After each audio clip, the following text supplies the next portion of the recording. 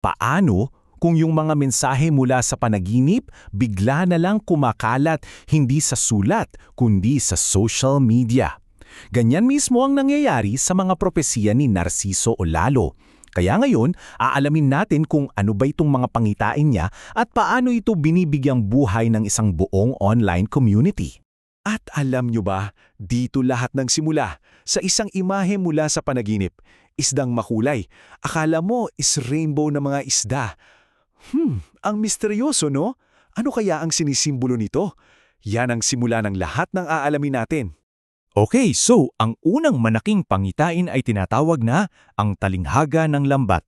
Tandaan nyo to kasi dito raw nakapaloob yung mga simbolong magiging susi para maintindihan natin ang lahat ng mensahe.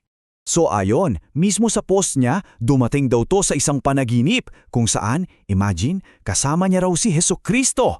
Naghagis daw sila ng lambat at boom! Sobrang daming huli. Pero hindi lang basta-basta isda, kundi napakakulay na mga isda.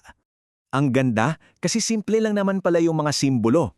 Yung lambat, siyempre, yan yung paraan ng pagtitipon. Yung makulay na isda, tayo yun, iba't ibang klase ng tao. Yung mismong huli, yan yung mensahe. At yung paghahati-hati nito, yan yung utos na ikalat ang salita. At ito na, yung aha moment.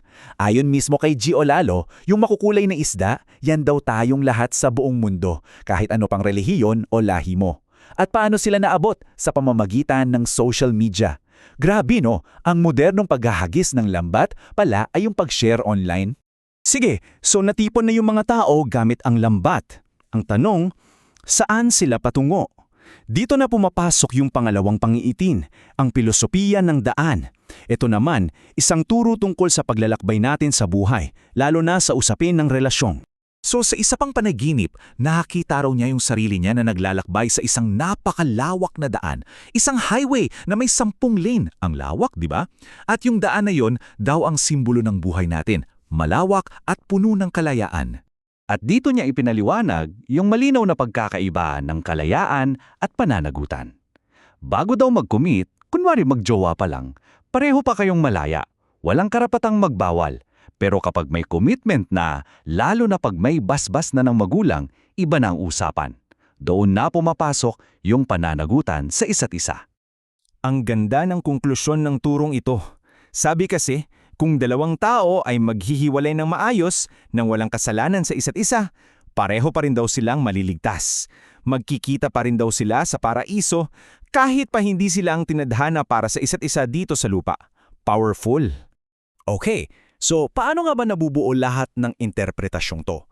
Baka isipin nyo, galing lang lahat sa isang tao, pero hindi. At yan yung interesting part. Isa pala itong interaktibong talakayan sa pagitan ni Gio Lalo at ng community niya.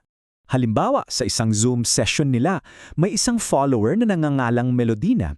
Nagbigay siya ng sarili niyang interpretasyon. Sabi niya, para sa kanya, yung utos na ihati-hati ang huli, ang ibig sabihin nun ay i-share mo yung mensahe sa iba't ibang tao. At ang sagot ni Gio Lalo, tumpak. Yan yun oh. Dito natin makikita na hindi lang siya ang nagsasalita. Talagang call and response kung saan aktibong parte yung komunidad sa pagbibigay kahulugan sa mga mensahe.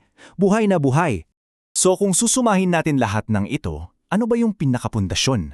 Ano yung core message? Well, pwede natin tong ibuod sa tinatawag nilang ang 3 P. Sa huli, lahat ng mensahe ay umiikot lang sa 3 to. Una, pagsisisi sa mga nagawang kasalanan. Pangalawa, pagbabago mula sa mga maling paniniwala. At pangatlo, syempre, yung lubos na paniniwala sa salita ng Diyos. Yan daw yung pinakaubod ng lahat.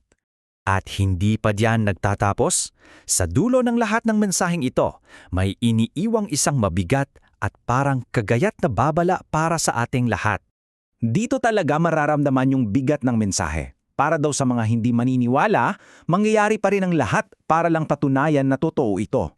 Pero sa puntong yon, huli na ang lahat. Kaya ang nag-iisang bilin ay ito, laging maging handa. Kaya iwanan ko kayo ng tanong na ito. Sa panahon natin ngayon, sa bilis ng informasyon at sa mga komunidad na nabubuo online, paano nga pa talaga nababago ang pananampalataya? Isang bagay na para sa ating lahat na pagnilayan. Salamat sa pagsama ninyo.